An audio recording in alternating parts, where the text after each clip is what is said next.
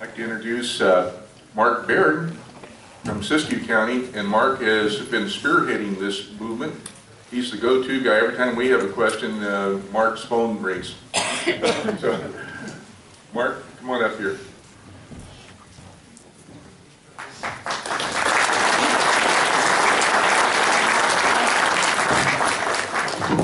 Thank you for having me and for allowing me to speak. You know why we're here today. We're here to ask you whether or not, number one, you're happy with the way the state of California is being run.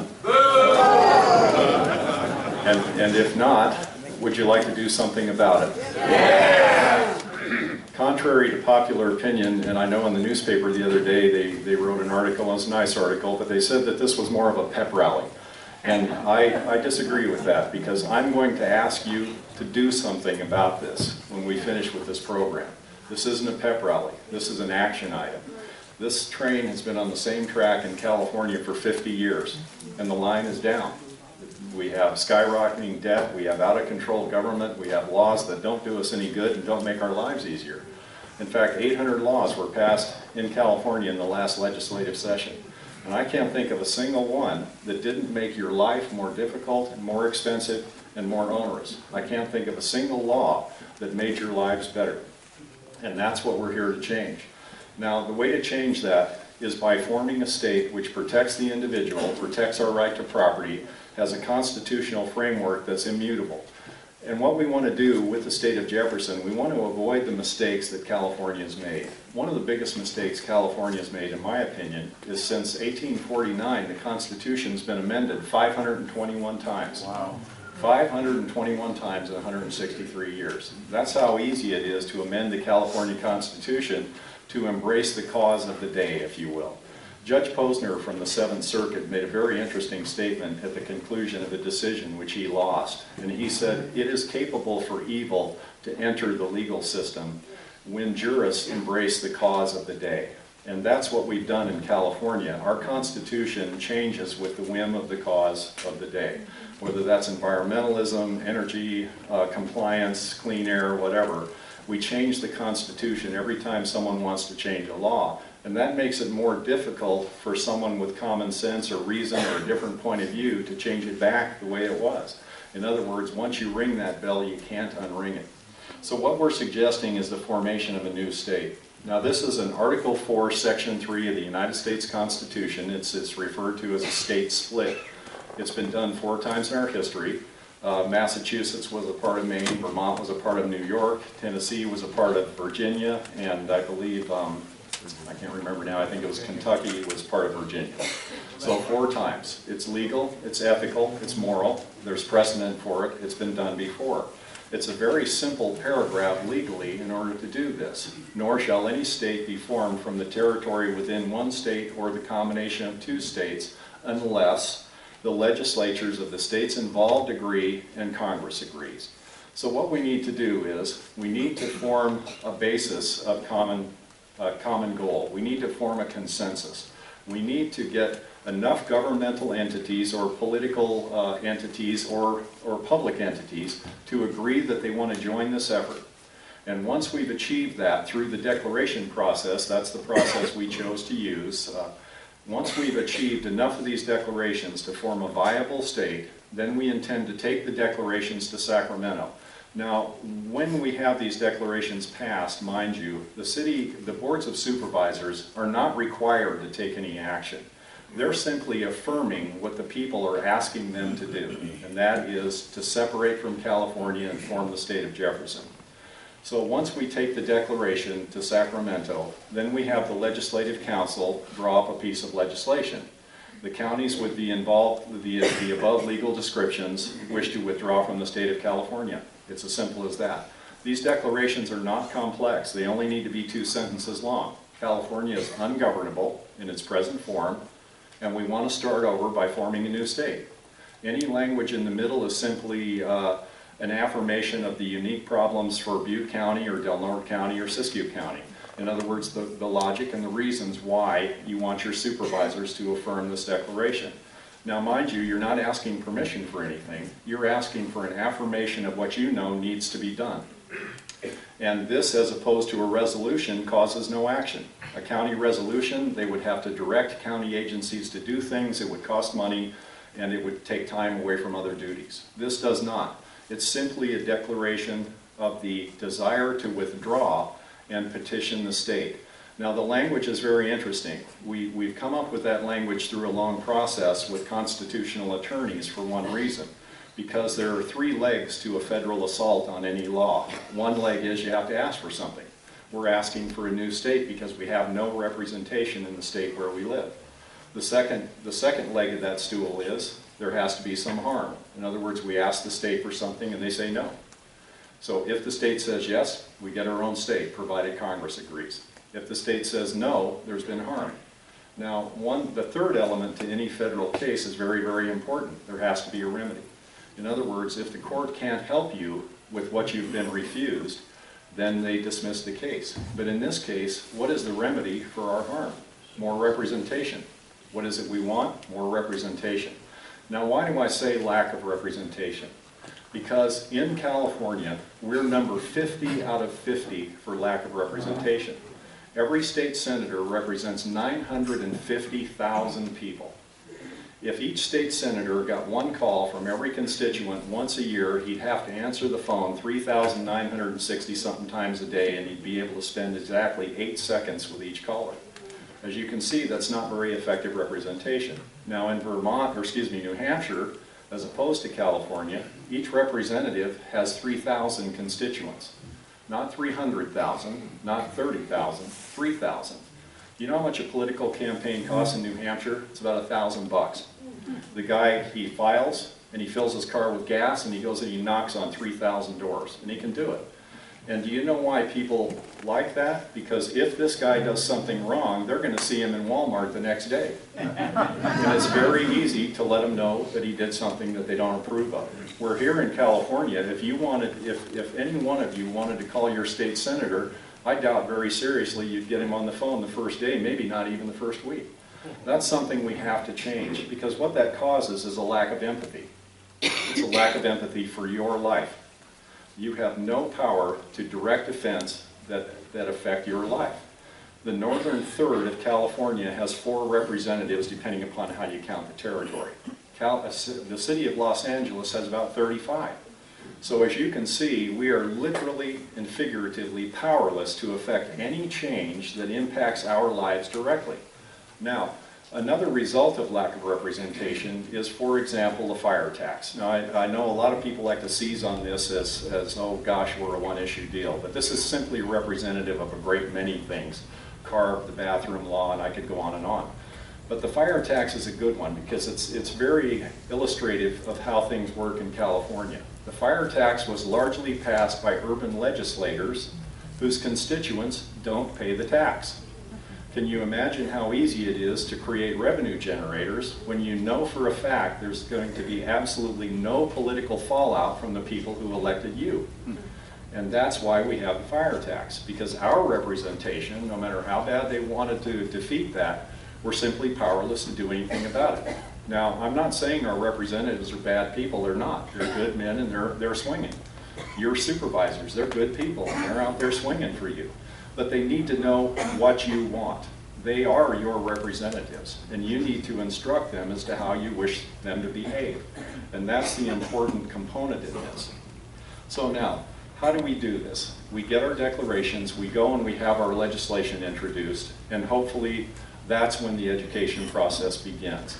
So what we need to do is we need to have town hall meetings in Los Angeles, we need to have town hall meetings in Fresno and Kern County and all over the place. And what I'm going to ask you to do is I'm going to ask you to communicate with all of the people you know in other areas and explain to them why we need their help to make this happen. And I'm also going to ask you to contact one of your supervisors every single day, or every other day, or if you don't have time, every third day. But I'm going to ask you to do something to make this happen if this is what you want to happen, because the result of inaction is nothing.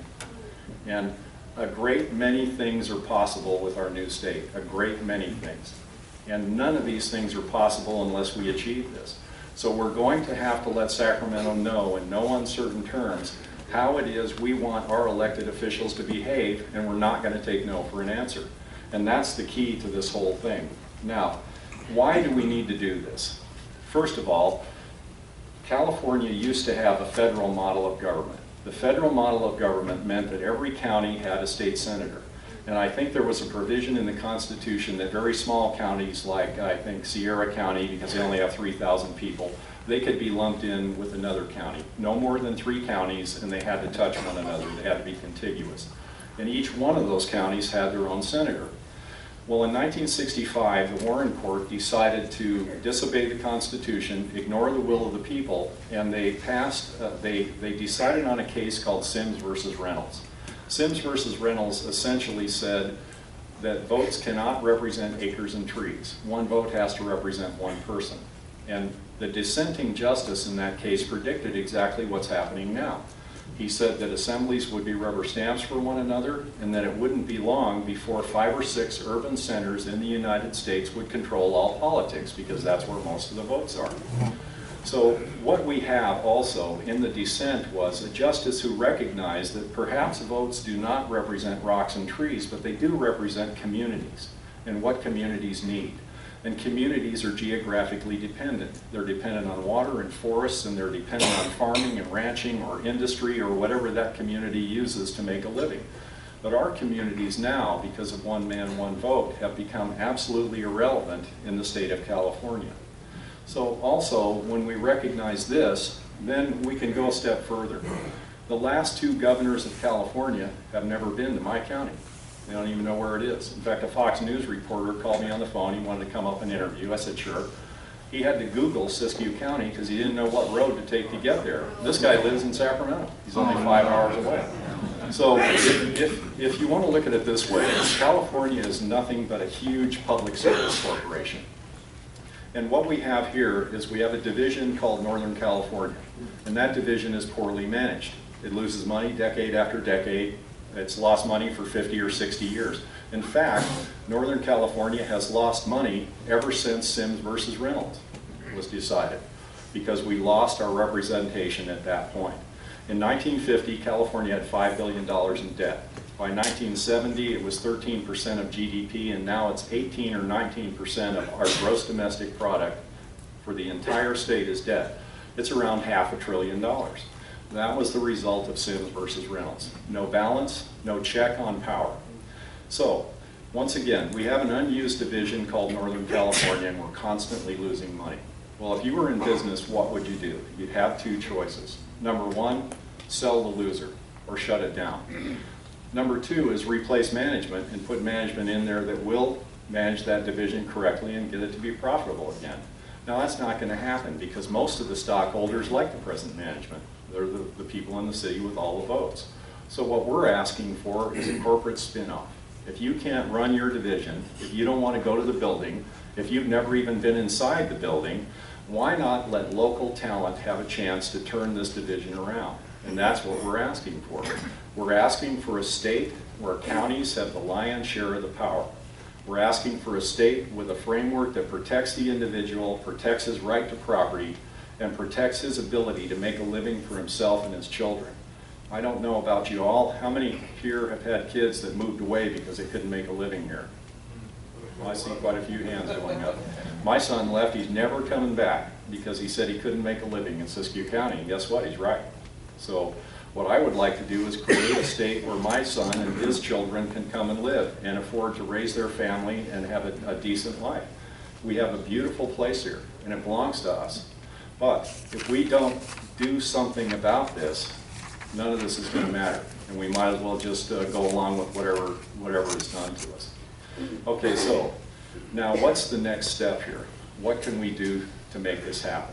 Well, we can do exactly what your committee's done in Butte County. They formed a committee of responsible people who are following through, and they're going to get a declaration passed by the Board of Supervisors here, even if they have to elect new members to that board. And that's what we're going to do in all of the counties that are interested. I'm not here to tell you how to live. I'm here to ask you whether you're tired of the way you're living now and whether you'd like to do something about that. Now, what are the arguments against this? Typically, the argument we get most commonly, and this is from established politicians. I agree with everything you say. In fact, we have 2 supervisors here who have said this to me, and I'm not going to name them. I agree with everything you say. You're absolutely right. The state is onerous. It can't be governed. Something needs to be done about it. But I can't vote for that because it's too hard. It's too hard. I hope that's not the new standard for American behavior. Because, you know, it comes to mind Jimmy Doolittle standing on the deck of an aircraft carrier in 1941, and he's going to take off with 25 guys and fly to Tokyo, and he knows he doesn't have enough gas to get back.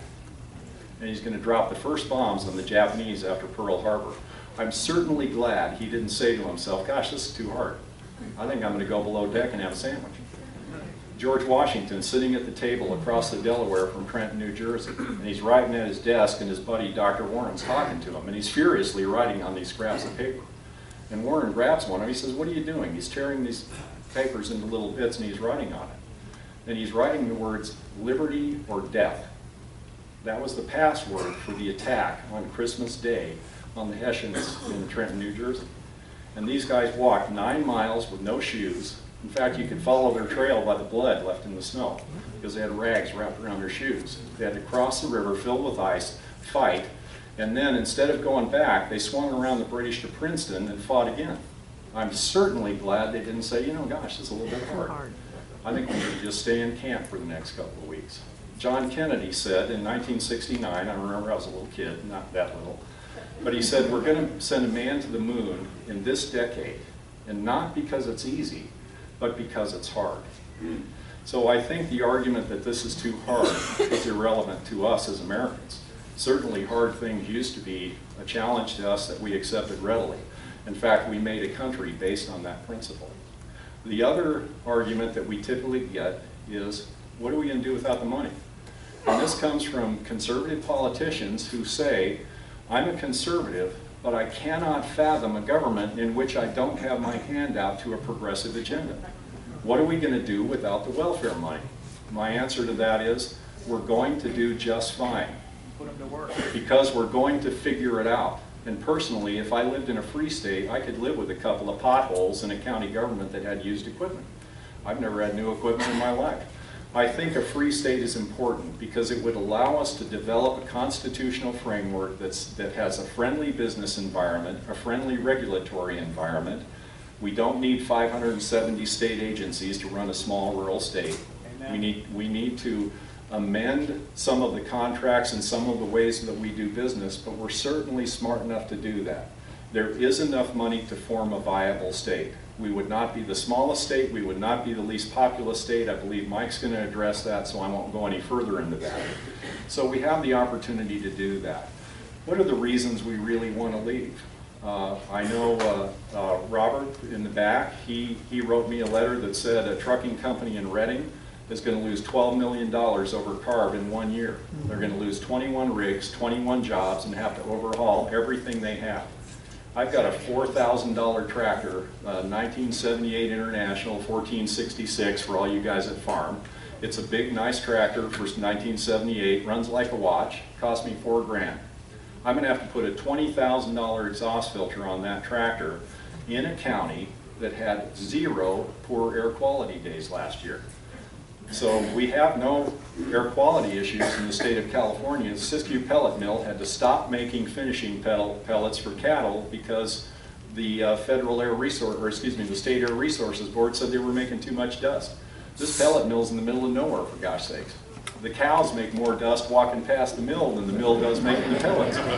Yet we're forced to comply with air quality standards for cities that are 500 and 600 and 700 miles away, that are initiated by politicians who do not know how we live, do not know what it takes for us to conduct our lives, don't know how much it costs, have never been to our area, and quite frankly have no empathy for that because they think it's a good idea. And if we address the debt and some of these other issues, and I could go on for hours, but I know we have other speakers, so I won't. But I want to thank you for allowing us to come here. I'd like to thank you for your attention and for considering this possibility. And we can make this a reality, but it's up to you to do it. It's up to us to make this happen. We are the people mentioned in the Constitution of the United States. Government serves, at the will of the people. They derive all of their just power from the people. Government has one purpose, and one purpose only: to defend the rights of the individual according to the Constitution. And remember, we don't have freedoms. We traded some of those freedoms to government in order to form a contract where they will protect the liberties that we hold most dear. Freedom of speech, our rights to property, the rights of the individual, the right to assemble. We traded some of the freedom we have in order to guarantee those liberties. Those liberties are inalienable rights. You were born with them. You don't have to ask anybody for them, and you don't have to ask anybody's permission to use them. Those rights are quantified and guaranteed in the Constitution of the United States. But if you don't stand up and demand that guarantee be honored, then it's not a guarantee at all. Thank you very much.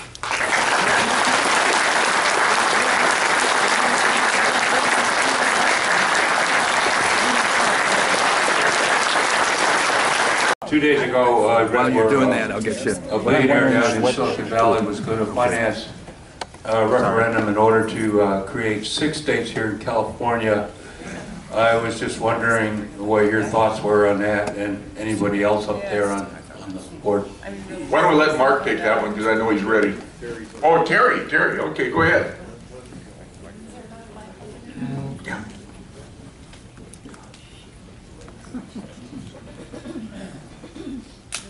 That's Tim Draper, and he actually called me on Christmas Eve. We had a little discussion about some of this.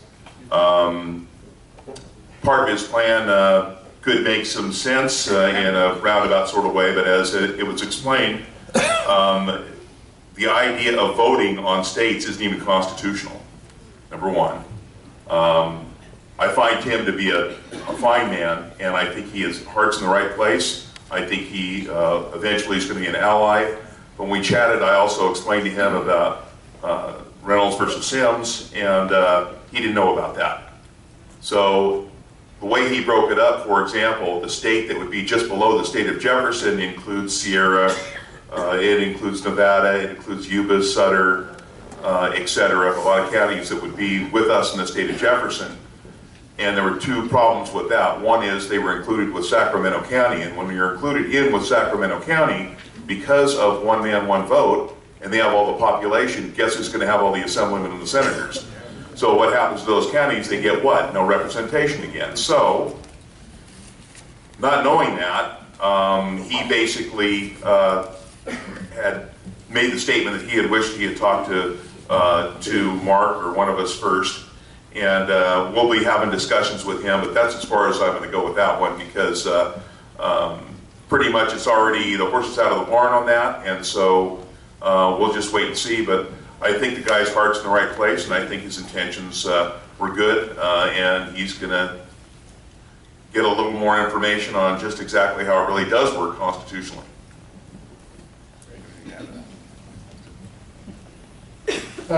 Sir, you mentioned how the process at the state level. Might you mention what happens at the federal level? And the other part of my question is, looking at the map of the counties, I would say at least 60% of the land in there is controlled by the Forest Service, BLM, or the National Park Service. So what effect would this have on the management of those public lands? That's a good question. First of all, the process under Article 4, Section 3 legally is very simple. It calls for a majority of the state legislature must approve the split. The majority of the federal legislature, Congress and Senate, must approve the split.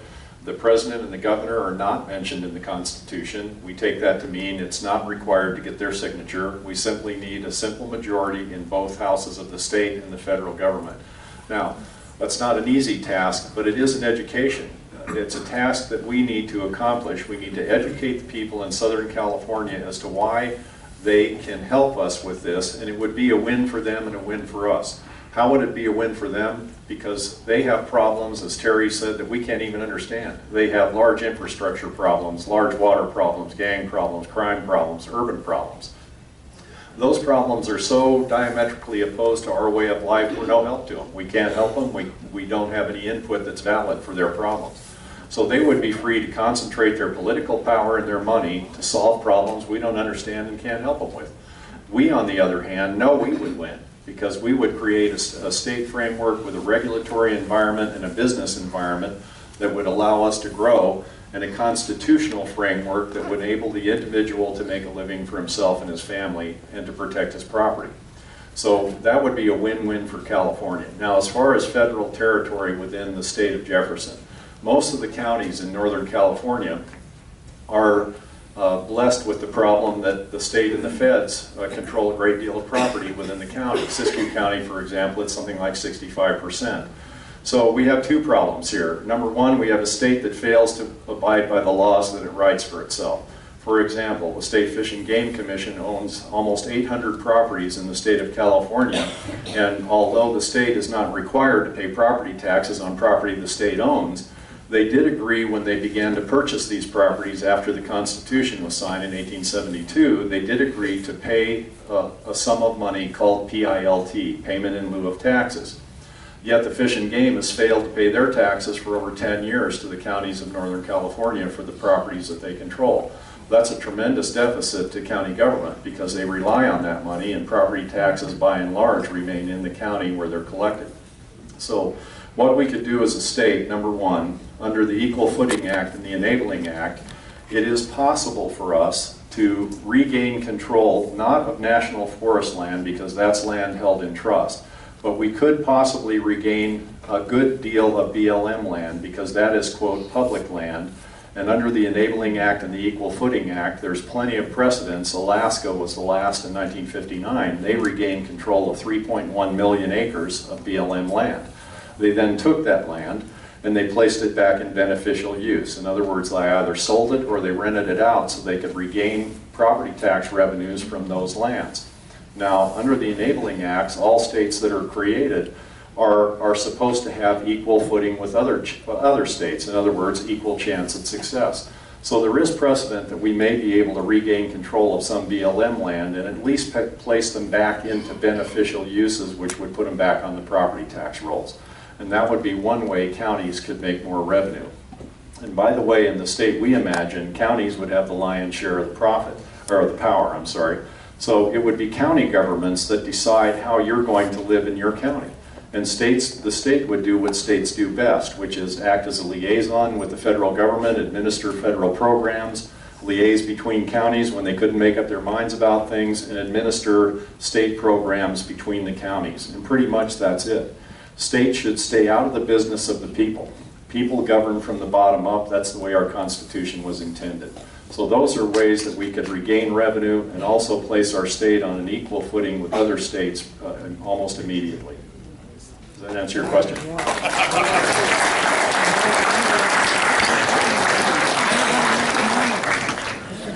I'm Mike Baird from Paradise School Board, and because I'm an educator, what I'm interested in is we look around, we're not young here, but you set up in Siskiyou County, you got a lot more. I beg your pardon? You're still young. I might be 62, but I don't look a day over 61. Not much.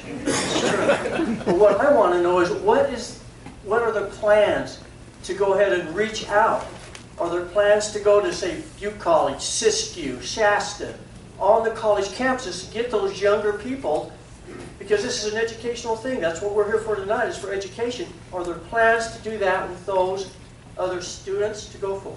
I'm going to share this one with Kayla because she's still in school and she knows a lot more about it than I do. But one thing I'd like to say about California's education process before I hand the microphone over, we spend more per student than any other state, and yet our test scores are down around 48, 2 from the bottom.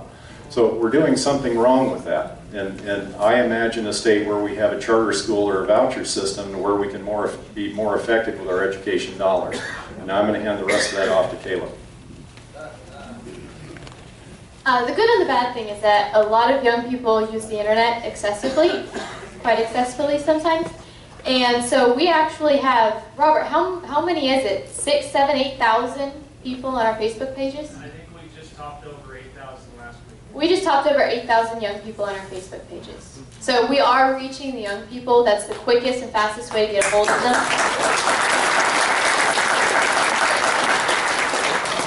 We also do have, again, I'm in school. I'm actually at an online grad school right now. My graduate thesis is on the state of Jefferson and statehood and how that all works. And I have 15 other military students in my class, and every single one of them said, "That's awesome." So every time you bring this up to students, I know Richard Ochoa is up at Shasta College, and he is posting flyers all around campus and talking to all the other students up there. And I don't think he's run into any resistance on the state of Jefferson either. So a lot of times it's just young people going out and just talking about the state of Jefferson, talking about the problems that are occurring, because young people really are involved. We do know that there is a lot of problems with the state. There's a lot of problems with the federal government as well. And we're looking around going, I know with my father, he said, get a college education because then you'll get a good job. And I kind of snicker at that now. But it used to be the truth that if you got an education, if you were a hard worker, you would have a job. So young people today are going, okay, wait a minute. That's not always the truth. So what happened here and how do we fix it? So your young people are involved despite Waters' World on O'Reilly.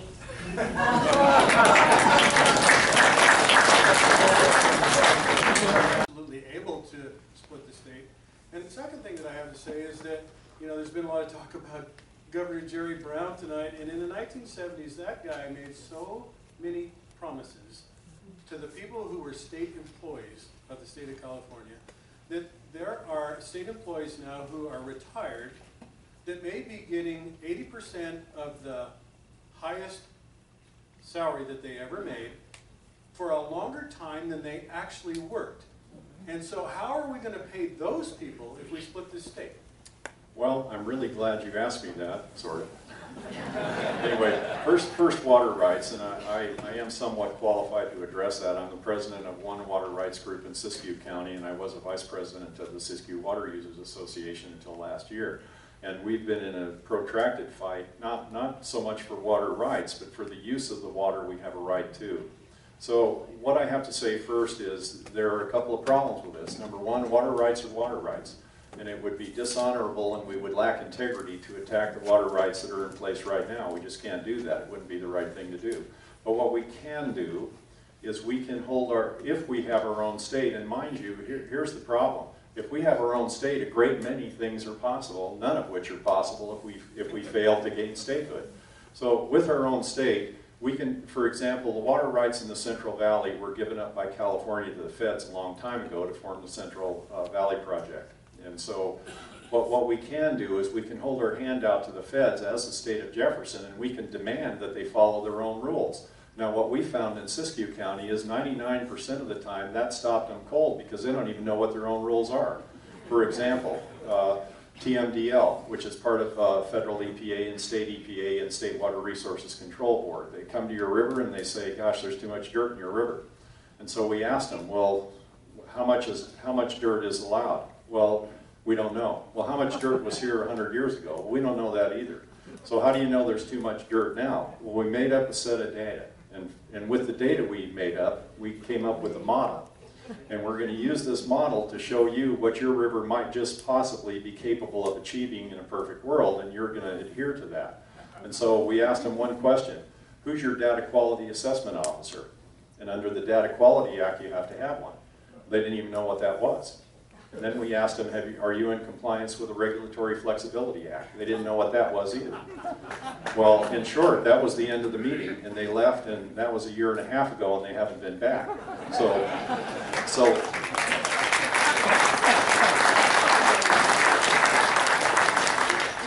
what we can do as a state, if we have a state, and part of our problem is that California doesn't insist that the federal government follow the law.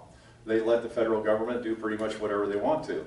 NOAA Fisheries and all of those agencies, they run around Northern California with armed agents Mirandizing hardworking private citizens because they're complaining about a fish in a jurisdiction they don't even control. But California does not provide the backbone that your county government needs to demand that the federal government follow the law. They do not demand that the federal government coordinate. Coordination is a federal statute. The feds are bound by law to follow the coordination statutes. Why don't they do it? Because the state doesn't insist that they do it, and counties, as an arm of the state, are not in a position to make that demand themselves. They can try, but it's very difficult and very complex, and quite often they fail because the procedure is extremely complex. As a state, we can form a regulatory framework where we demand that the federal government follows the law. And 95% of the time, that's the end of the argument, because they don't even know what the law is half the time. So, and then the other half of your question, so that would take care of the water rights. And then the other half of your question has to do with public employee pensions. Here's our problem. When you make a promise to a guy that works his whole life, and he bases his life upon the promises you made him, you can't break that promise. So at some point, you have to fulfill the oath you made to the individuals involved, and you have to honor that pension. Now, in the state of Jefferson, we're going to have to do things different because we can't afford a California-style bureaucracy, and we don't want one. So what we will have to do is come up with some kind of cutoff where people who are vested, we honor the contract. There's no other thing to do that's honorable or shows any integrity on our part. And so what we can do is come up with some kind of cutoff point, and from that point on, we move from a defined benefit plan to a defined contribution plan. No one can guarantee an 8% retirement forever. The taxpayers can't shoulder that burden. But what we can do is we can define a contribution that's fair and equitable to the employee. It's much like a 401k that the employer contributes to. And from that point on, that's how we do it. And then as time goes by and those liabilities do not go unfunded, our state will become more and more fiscally sound as time goes by, as opposed to California that has something near to $900 billion. And for those of you that aren't really math friendly, that's 900,000 million dollars. We're in the hole on unfunded liabilities. And $420 billion, that's 420,000 million dollars, we're in the hole, and that's just the debt anybody can find out about on the internet. We must cure that debt, and we have to move toward a defined contribution plan and away from a defined benefit plan. We can ship them all south. Bill, we've got time for probably 3 more quick questions because we want to stay on schedule here. It seems everyone here is very like-minded. My question would be, who would be in opposition to the state of Jefferson and why? The people that are primarily in opposition to this are in opposition to anything that's not status quo. Look, let's face it, all animals like things that don't change. It's easier to follow a routine. The dog knows when he's supposed to be fed. Heck, when I'm 20 minutes late feeding the horses, they're standing there pawing at the gate saying, where's that moron with the hay? They know what time it is better than I do. Animals hate change, but we must have change if we're going to survive. And in order to survive, we must have our own state where we can define the rules, and the rules have to meet our expectations and meet our needs, our historic, our moral, culture, and so on. We have to be able to form a state with laws that benefit us and representation that does as we wish. I'd like to hear a little bit about regulations, AB 32, EPA, and the Endangered Species Act, which I think controlled all the jobs that we don't have. Well, once again, we use the 10th Amendment as a state, and by the way, that's something your county doesn't have the power to do. You have good people in government here, but they only have so much power. They depend upon a state framework in order to give them the regulatory power to tell the feds that you can't act like that when you're in this county. So what we do is use the 10th Amendment to force the EPA to follow their own rules, and they can't do it because they don't even know what their own rules are, and they don't know how to follow them when they do know what they are. Yeah, I'm Greg Olson. Isn't it true that the state of California has to pay their pensions for their workers? It wouldn't be transferred to the state of Jefferson? Well, here's the deal, and once again, if we don't do this in a way that's right and in a way that's honorable, that makes us no better than they are, and personally, I don't want anything to do with that. So what we have a certain amount of debt that this state has incurred, and we weren't frozen in ice when it occurred, so we were part of the problem. The reason we have this government is because we were all asleep and we didn't do anything about it when we could have and we should have. Right. This is all our own fault. Remember, we don't get the government we negotiate for, we get the government we allow. Well, we've allowed this, but we can stop it. And what happens is, when we have the committees of separation, the debt is going to be apportioned. If we insist that they work with Sims versus Reynolds, which is what they seem to want to do, we could walk away from the rest of the state with 3% of the debt because we only have 3% of the people. Now, 3% of that debt is manageable now, but if we wait 20 years until it's $5 trillion, it may not be then. That's why we need to act now while the debt is manageable, and we can take that 3% and apportion it out and figure out a way to pay it off. Is it going to be easy? No. I'm not suggesting, as some people in government do, well, the state of Jefferson can't survive because economically it's not viable. That's the wrong question. The question isn't, can we survive? The question is, can we get away from California before the debt Titanic sinks? And that's the question we should be asking. This debt, according to CaliforniaDebtClock.org, is going up at about $4,000 a minute of every hour, of every day, of every week, of every month, of every year.